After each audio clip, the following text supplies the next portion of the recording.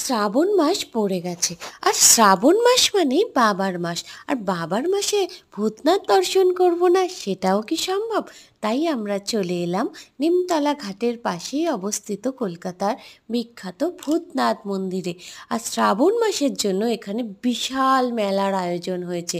সেখানে ভূতনাথেরই সমস্ত প্রিয় ডমরু, রুদ্রাক্ষ, প্যারা, ফুল, মালা এই সমস্ত কিছু বিক্রি হচ্ছে।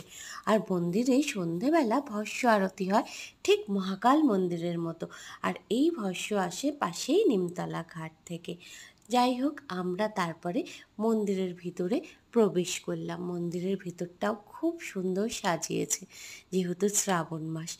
ভিতরে গিয়ে ভূতনাথ বাবার দর্শন করে যখন বাইরে বেরোলাম, দেখলাম তখনও দিনের আলো আছে। তাই আমরা একটু ভাবলাম তিলক লাগিয়ে নিই। তাই তিলক লাগিয়ে নিলাম। লাগিয়ে আমরা কিছুক্ষণ মন্দিরের ঠিক পাশেই অবস্থিত একটি পার্ক, যেখান থেকে গঙ্গার পুরো দৃশ্য দেখা যায়, সেখানে ওয়েট করলাম।